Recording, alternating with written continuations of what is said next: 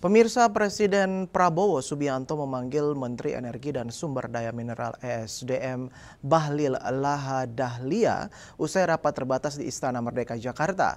Agenda pertemuan ini menyoroti percepatan program transisi energi nasional, khususnya pembangunan energi terbarukan berbasis tenaga surya. Presiden Prabowo Subianto memanggil Menteri Energi dan Sumber Daya Mineral (ESDM) Bahlil Lahadalia usai rapat terbatas di Istana Merdeka Jakarta. Agenda pertemuan ini menyoroti percepatan program transisi energi nasional, khususnya pembangunan energi terbarukan berbasis tenaga surya. Menurutnya, skema besar ini membutuhkan dukungan investasi asing, mengingat kapasitas produksi industri panel surya di dalam negeri masih terbatas.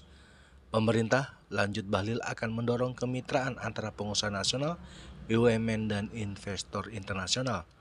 Tak hanya soal energi terbarukan, pembahasan juga menyentuh kelanjutan negosiasi pemerintah dengan PT Freeport Indonesia. Bahlil menyebut kesepakatan awal terkait penambahan saham pemerintah sebesar 10% kini berkembang lebih besar dari rencana semula.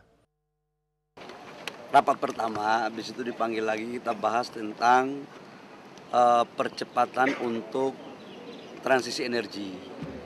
Kita mau bangun solar panel yang satu desa itu 1 sampai 1,5 gigawatt.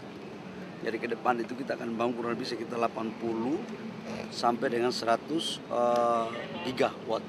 Itu yang tadi kita bahas teknis.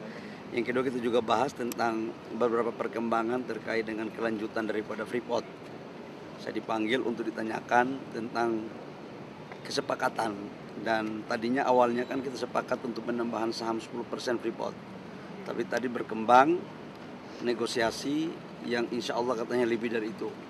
Nah, saya diminta untuk bisa melakukan komunikasi percepatan, dan kalau itu sudah fix, insya Allah Freeport akan kita mempertimbangkan untuk melakukan kelanjutan daripada kontrak.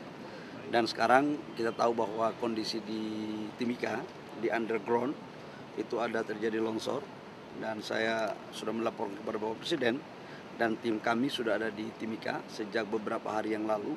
Nanti kita menunggu laporan perkembangan terakhirnya, tapi orang di dalam masih dalam posisi terjebak dan belum ada informasi, dan proses pencarian masih tetap di dalam.